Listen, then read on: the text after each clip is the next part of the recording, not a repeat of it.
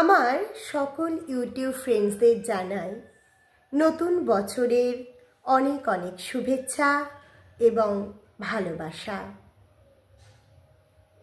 আজকে যে কবিতাটি আপনাদের সামনে উপস্থাপন করব, এই কবিতাটি মাতৃজাতি বা মায়েদের নিয়ে লেখা কবিতা।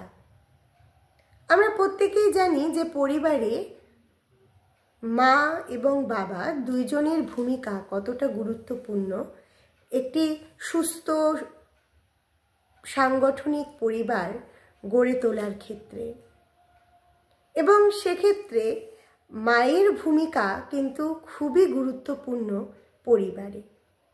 তাই এই মা জাতিকে বা মায়েদেরকে শ্রদ্ধা করে লেখা কবিতার নাম মায়েদের যত্ন। নবজাতকের জননী তোমরা, মাদার মা আম্মা, যে ধর্মেরই হও না তোমরা, তোমরা তো জন্মদাত্রী মা।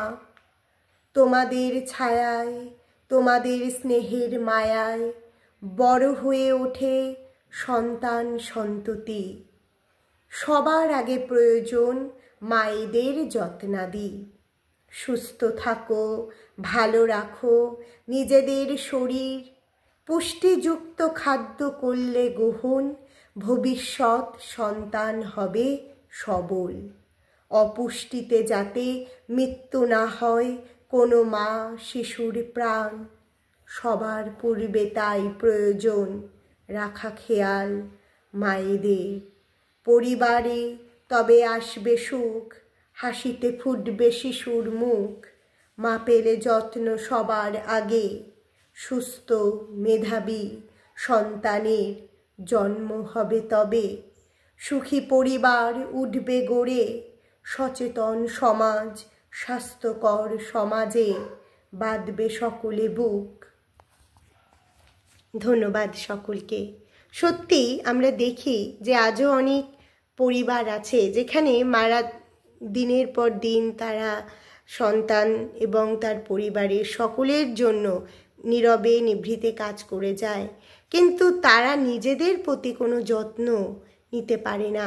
যার জন্য আমরা দেখি যে মা যখন তারা গর্ভবতী হন, অনেক মাই কিন্তু তারা অপুষ্টিতে মারা যান।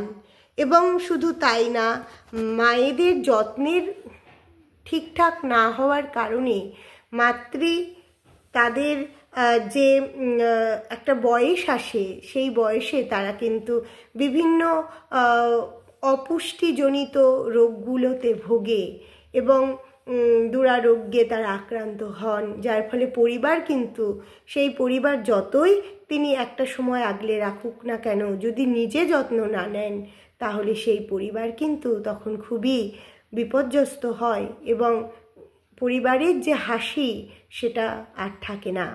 তাই মাদের শ্রদ্ধা করে আমার এই লেখা কবিতা। আশা করি আপনাদের খুব ভালো লাগবে, এবং ভালো লাগলে অবশ্যই লাইক, কমেন্ট এবং শেয়ার করতে কিন্তু ভুলবেন না। ধন্যবাদ সকলকে।